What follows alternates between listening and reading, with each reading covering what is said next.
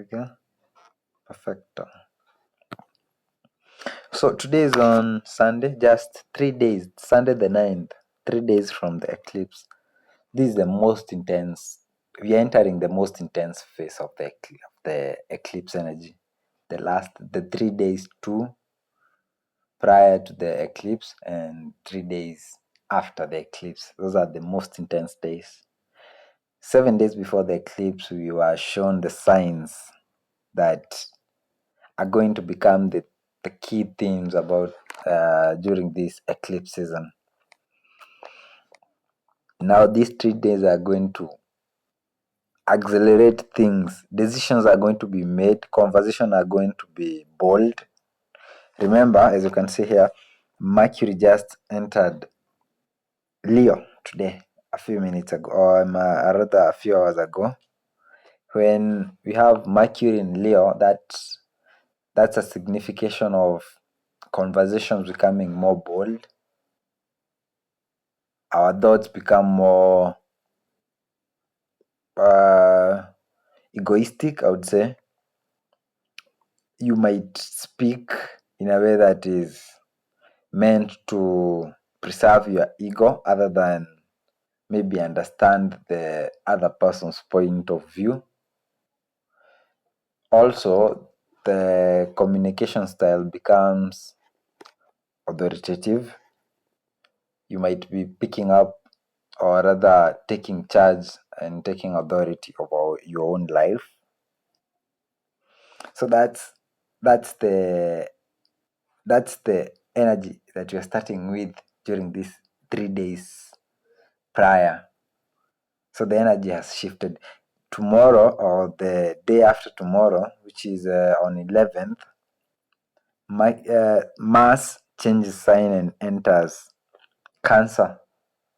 So our energy, our actions, our motivations become more emotional and reactive and defensive. We might become also protective. So our motivation is coming from a point of nurturing, caring. It's not about pushing towards maybe external glories or something like that, or ambitions. So it's more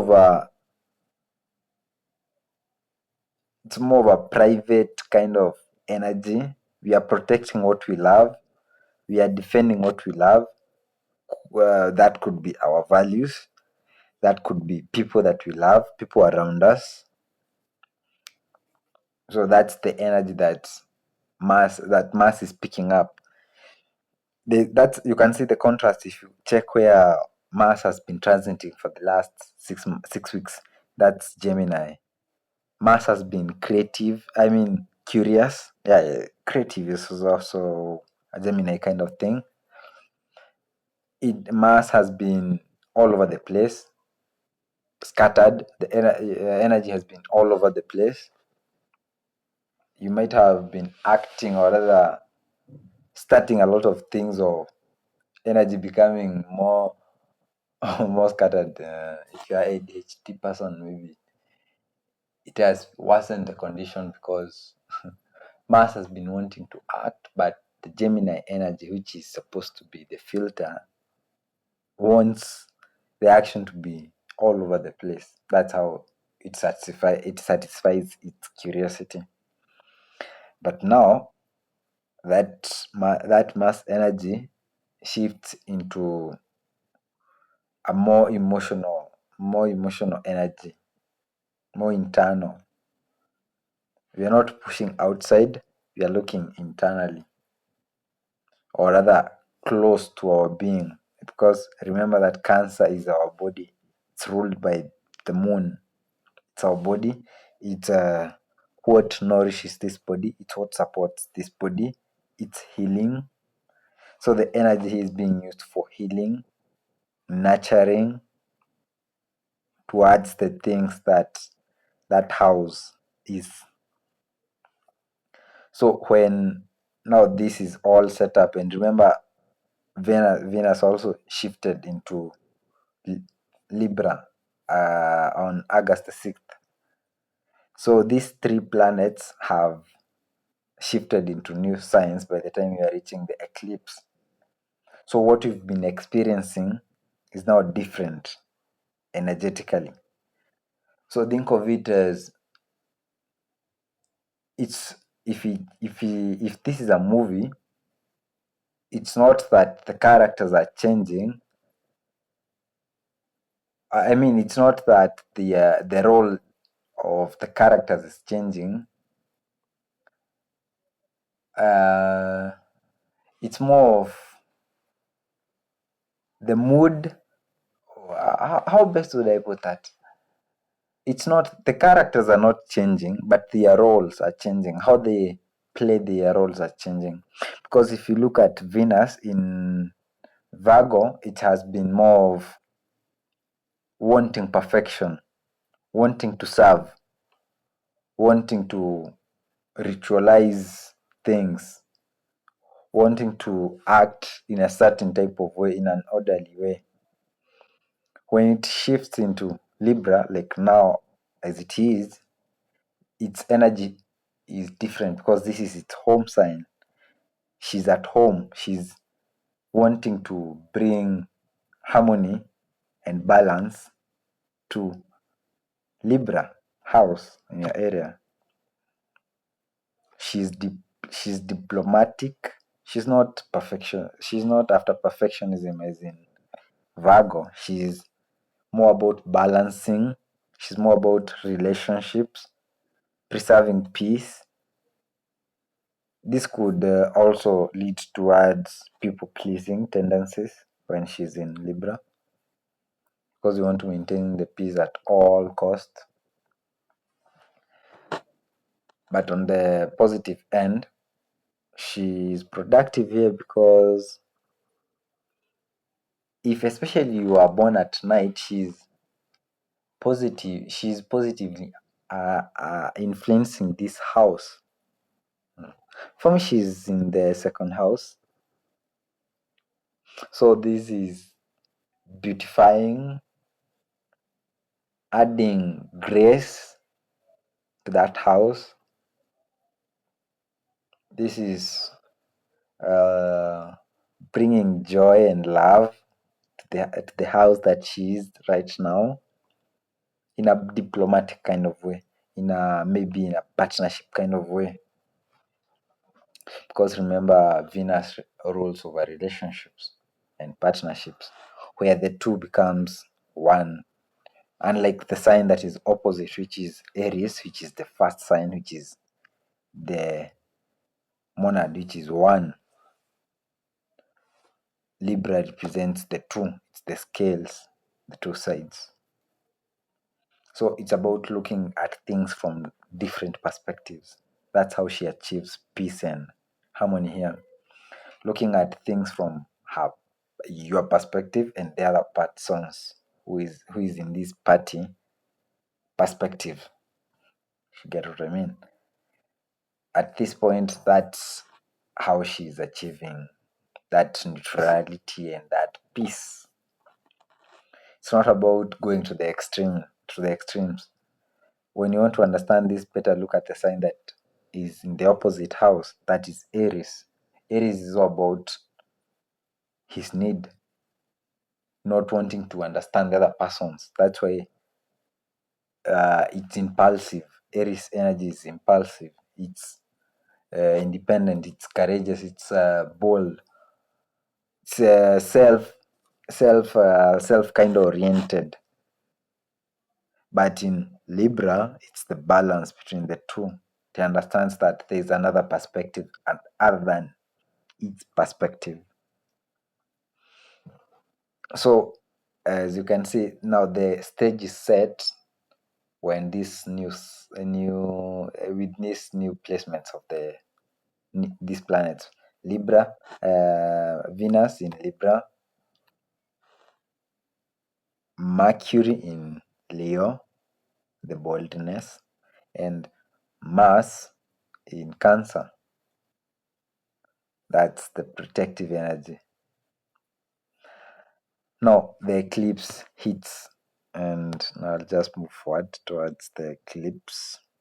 Should be on 12th. And if you want to understand the eclipse better, you better look at them as in the pairs that they are happening. It's starting with the solar eclipse on 12th this month, and then there's a lunar eclipse on 28th of August. So it's two very intense energies combining, concentrated in one single month. So at the center of the month, we have the most intense energy, when the two energies, where the two energies of the two eclipses are merging, the lunar and the solar, they kind of merge when we are at the first quarter of the moon after the solar eclipse. That's when it's the most intense. That's where the two energies merge between the solar and the lunar eclipse.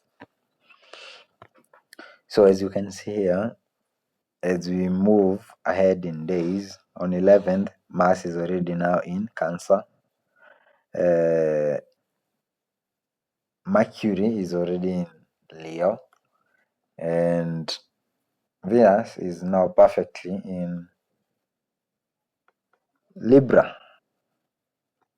Now the moon is approaching the sun, and in a couple hours, let me just move it forward, it's going to reach the sun.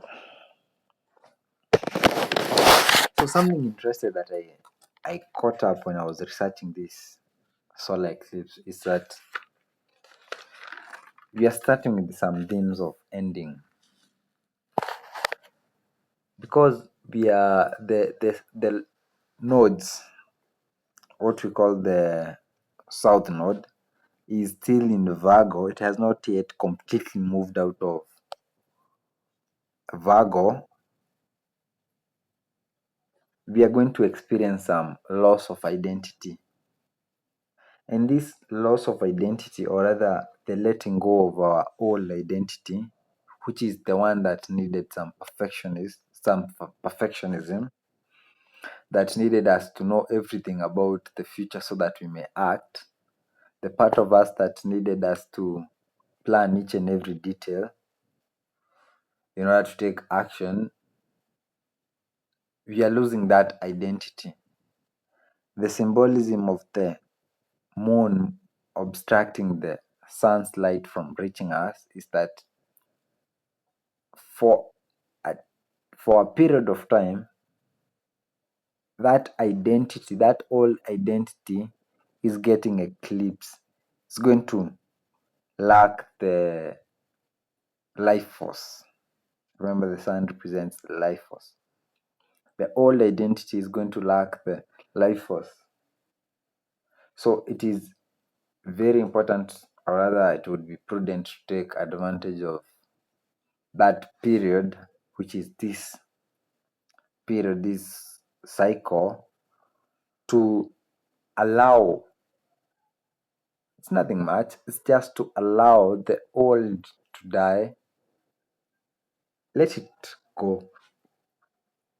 The south node is the point of release. It's called the dragon's tail, while the north node is called the dragon's head. When we're talking about the dragon's tail, it's about the point where we release, the point where we let go, the point where we surrender.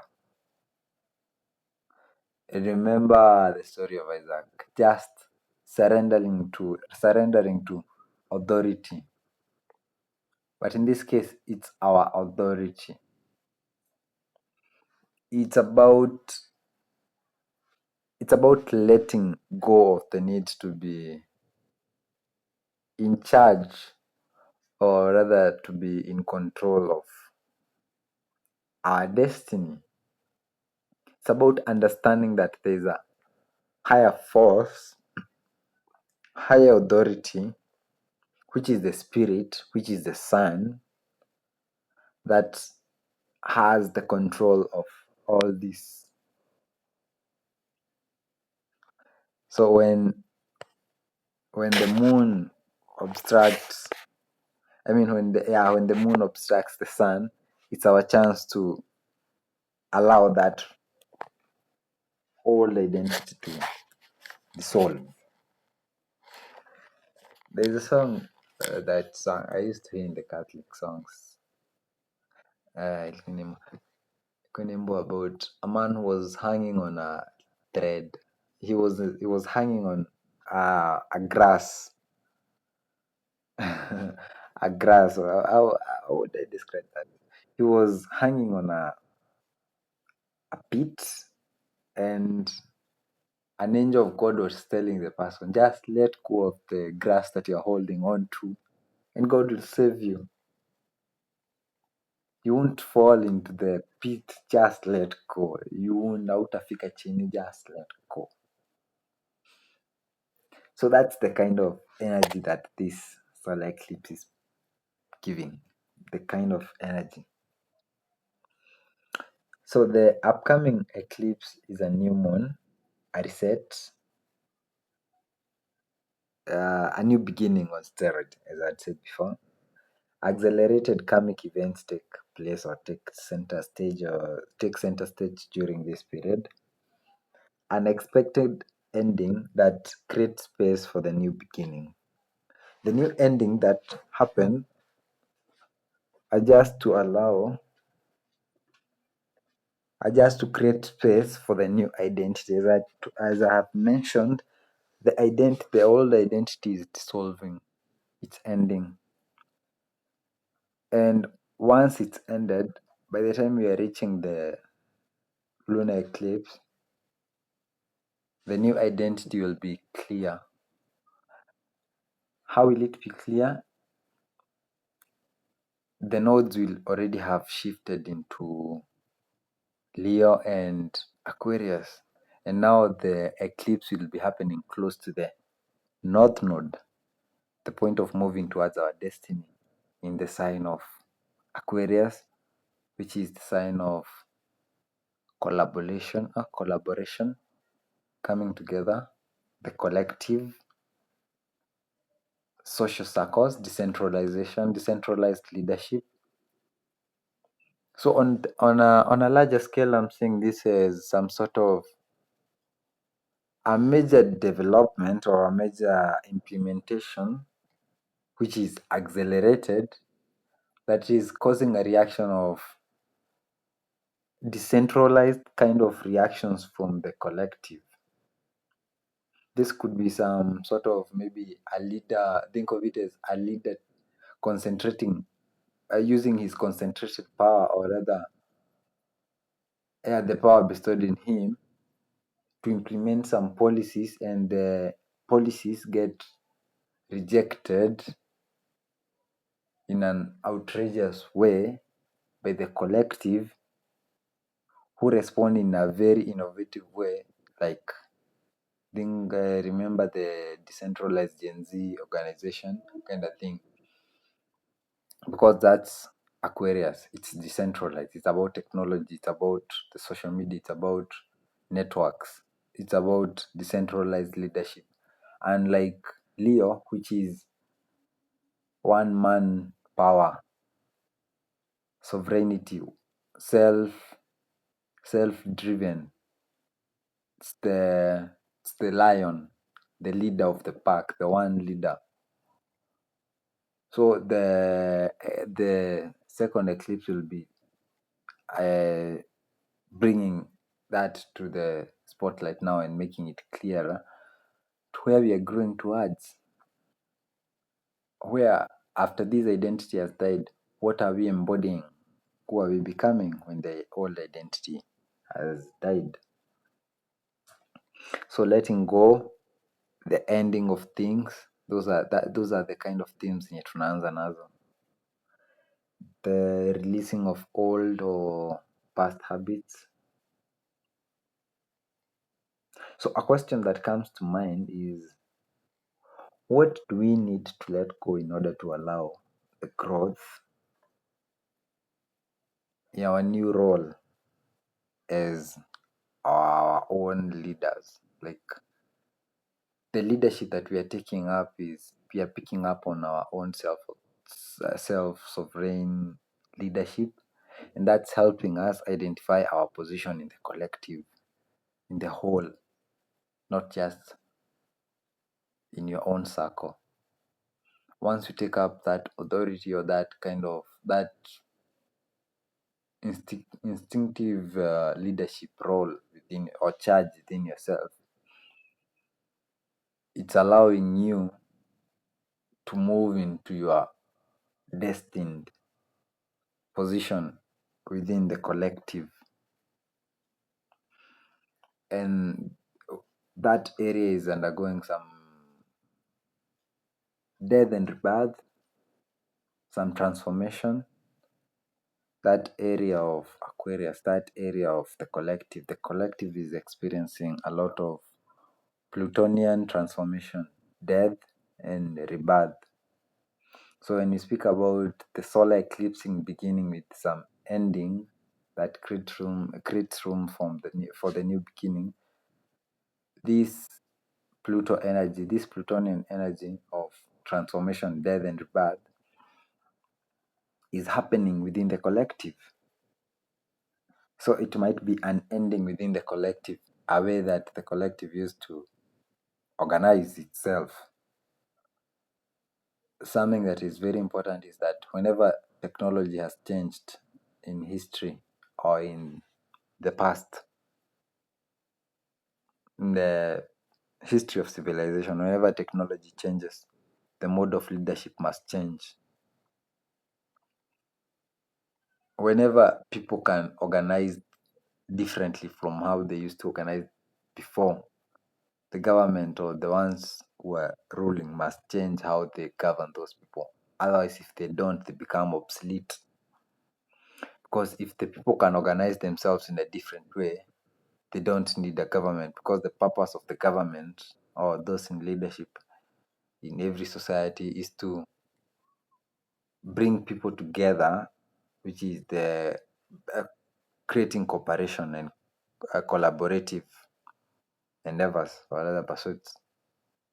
So when technologies change and allow people to do that without needing a person to lead them, remember that Leo kind of energy that we are speaking about, letting go of. When the collective can organize itself without needing one single significant leaders, what changes to the system that is governing? The governance must change. That's why it's very important to keep an eye on the announcement, or rather the new developments that are scheduled for the 12th of August by President Ruto of Kenya, or indeed Kenya.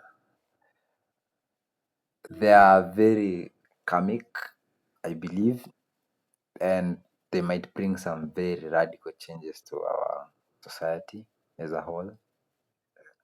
The collective might need to organize differently, maybe based on how it reacts from the announcement. But it's something we've gone through before. To understand this, look at 18 years ago. 19 years ago, we had exactly this kind of shift that is about to start happening for the next 18 months. This is when the nodes were back at where they are coming back to. So looking back at 19 years ago, you can see the patterns that were happening then, and you can pick up on them now. Maybe they might offer some glimpse on what is going to be transpiring within the next 18 months or 1.5 years. But something is for sure. By the end of the next 18 months, the society will be different, as in from how we know it right now. Aquarius is a sign that's very future oriented, and it's a sign that is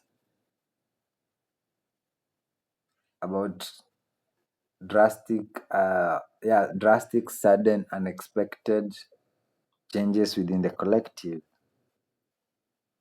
So that's a very important thing to keep an eye on. So as we speak now, the south node is still in Virgo, and by the time we are reaching this eclipse on the 12th, the nodes will still the south node will still be in Virgo. So being in Virgo and having an eclipse on the same on a time that the node is in Virgo brings to the surface questions like, or rather themes like, letting go of the need to be perfect, that kind of identity or that part of us that wants to be perfect, or rather have everything lined up for us to act, or rather live, or rather serve our purpose. You can't have everything lined up. The only perfect moment is the moment you decide to act. It's not the perfect moment. That moment, even if you wait for the stars to align, that moment that you say to act, that's the only that perfect moment. So the earlier the better, if that's the criteria that we are using to define a perfect moment. The earlier the better. But always remember that deliberation is not time wasting. Sometimes just sitting back and allowing things to happen and then you act with enough information is very important. Think of it as waiting for the knife to fall completely and then now acting. Don't try to catch a falling knife, because that's trying to act when the storm is the most intense. So letting go of the need to be perfect, also letting go of the need to be in control. Yeah, letting go of the need to be controlled. Sometimes it's good and okay to allow someone else to tell us what to do. They might be wrong, they might be right, but sometimes it's always good, depending on the authority those people have over us. Well, we decide on that. We decide on that. But you don't have to be in control. The best thing is to be in charge of your life. Don't give anyone that. Don't give anyone charge of your life. But sometimes it's good to let go of control. That's important. I'm one person who suffers with letting go of that as a Virgo rising, because having to work a job that's a normal 9 to 5, that means I have to allow someone else to dictate how much I earn, dictate when I wake up, when I go home, when I go to see my parents, when to do my own thing. It's that. But for you to live in this life and for you to maybe earn that money, you have to submit. You have to let go of the need to be the one controlling something. These things are temporary and they are to teach us very important things. Our soul is a very restless being, I would say. And once the lesson is over, there's no point on dwelling on that. And our soul knows that. But sometimes we tend to follow our body, because our body is the first thing to feel the discomfort, because sometimes we are more close to our body.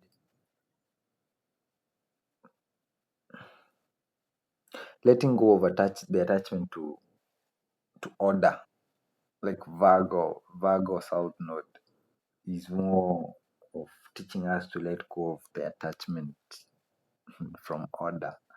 Like don't be too attached to the order of things. Like this is how things are supposed to be. No. Allow things to be maybe a little bit spontaneous. That's how genius born. So the eclipse begins with that kind of volatile energy that's Piscean. Pisces energies or the kind of south node energy. It's about ending, suffering, surrendering. Suffering is a very good teacher. Yeah. Well, the first thing is that it teaches us about the preciousness of not suffering. Because whenever you are suffering, you are desiring so much to move to the other end of the spectrum. But the only way to move away from suffering is to identify that you are suffering. And if you continue allowing yourself to suffer after identifying that you're suffering, now that's a choice. Okay, sounds like I'm making up things, but think of it as a rod. A rod with a stick with two ends.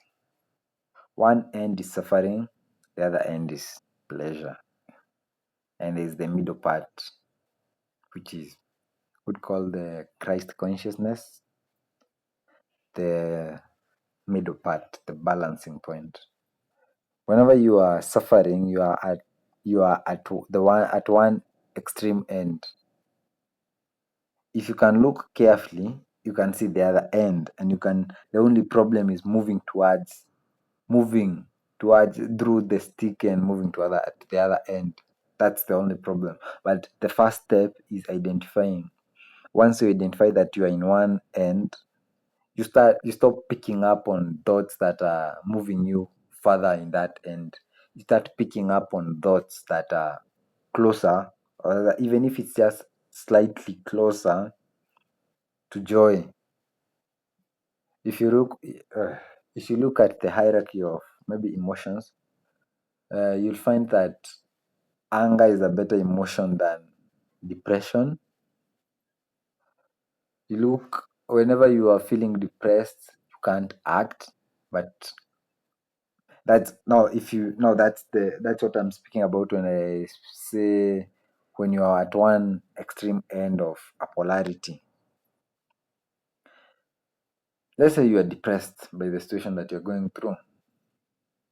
The only way to get away from that is not getting depressed further, but it's moving higher away from that in a positive direction. It's I would say rather impossible to move from depression to joy or in an instant. It's I would say impossible and doable as a human being. You must climb through the emotions because these are energy states, these are vibrations. When you are moving from a depressed state, maybe the next stage that is very close to where the next emotion or rather the closest vibration that you can catch is anger. That's a better emotion than depression. If you are angry, you can act because energy is energy. Energy can be transmuted to anything. So when you come now to anger, now you decide. Now, if you're still conscious, you decide on what do you want to act on, because that will matter because it will decide if you'll move towards you'll move higher or lower within the emotion scale. So use the energy to move yourself up, and at some point you're going to find yourself at the middle point, which is forgiveness. I would say that's the middle point. Like you've seen everything for what it is, and you're just now at peace with it. You are okay with it. You've seen the suffering, you've seen the joy, you've seen the pleasure, and now you can live life understanding in a point that, from a point of view that you understand both. That's moving towards the middle point, which I told you that Libra is going to ask for. When we immediately after we complete that cycle, that opening phase of the eclipse, the ending, the closing, the letting go, the clearing, the purging, all that, when we are through that, we come closer to the completion, the lunar eclipse. Now let me just read out some of just my research notes. So the lunar eclipse completes with the north node in Aquarius. The north node points towards where we are growing into. That's our destiny. It's the point of insatiable desire to become, to gain, to learn, to fulfill. In Aquarius, we aspire to move towards a future that is innovative, radically different from the past, and a collaborative one. Collaborative, yes, a collaborative one. So what begins as a loss or an ending ends or culminates as a collaborative endeavor that's moving towards a collective future. So the things that the kind of vibe that I'm getting from this reading is that we've been focused on our own problems, our own suffering, our own selves, but the future is asking us to move towards the collective. Leaders are going to step into positions of leadership. Those who are not after the personal leadership, those who are after the collective, decentralized kind of leadership, not based on metric, but based on quality, collaboration, and partnership. So that's the energy the future is asking for, the role that we are stepping into, the role that these characters are stepping into, who they represent us. These events lead to an accelerated implementation of decision, or rather, a period of accelerated decisions making. That could be at a larger level, at a personal level, at a country level, or a personal level, or even the world at large. Expect things to move faster. The geopolitics that are happening, the wars that are happening. Expect new developments that are going to accelerate and turn maybe the fate of the world.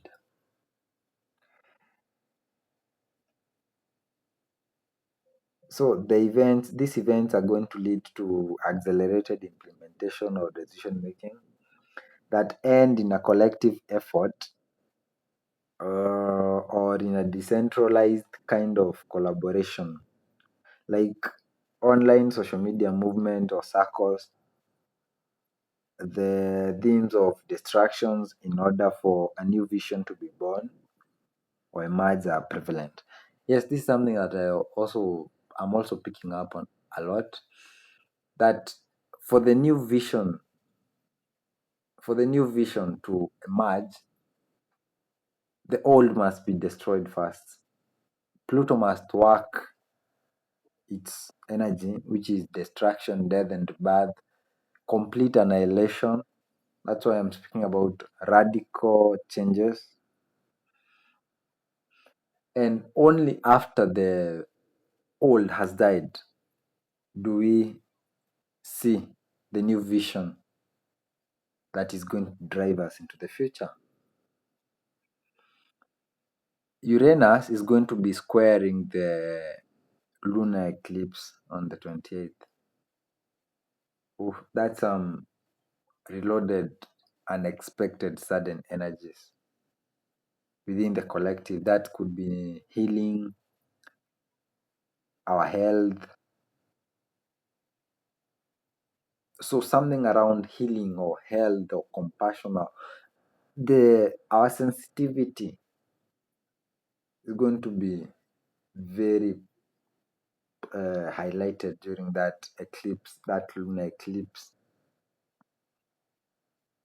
So the themes of distraction in order for the new vision to be born are prevalent. So that's why I'm telling you not to resist the endings that are going to be signaled by the solar eclipse early in the month, or rather in the middle of the month. Unexpected disruption leads to a cascade of sudden events. This is towards the end of the month. The eclipse has a tendency of blocking light, or rather the life force. So we might find ourselves in the position of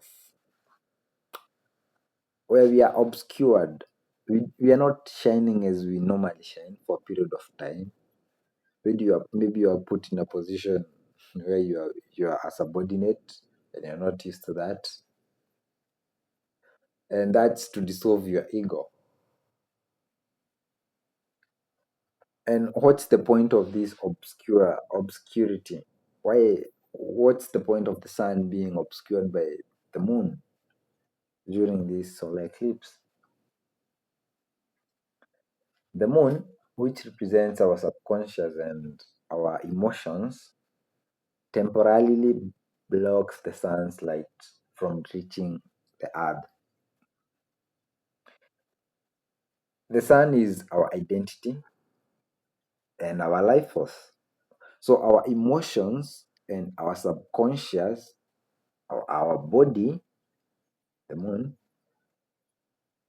temporarily overruns or overshadows the spirit, which is the sun, or our light, ourself, our soul. So when this obstruction happen, it's going to allow the old identity. Remember, the sun is the identity. It's going to allow it to dissolve. So it's best to work with that energy. If there is some habit that you are wanting to let go of, so this period is very important for those kind of new beginnings. It's not a time for new beginning as such, but a new beginning of letting go. If it's a habit that you've been wanting to let go, this is a time of beginning to learn to let go. It's going to be very fruitful, or rather fulfilling and satisfying.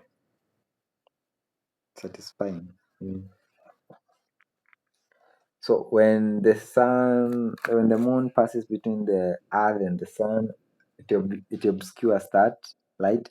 So the life force that feeds this habit gets cut off. So working with that energy for that kind of magic is very perfect experiment. So there's loss of an identity and thus commencing a new cycle of discovering the new identity within the collective that you are stepping into. And it's going to become really clear when the lunar eclipse hits at the end of the month. And so that's the energy that's the new moon is, or rather the eclipses are setting into motion. Yeah, I can stop there.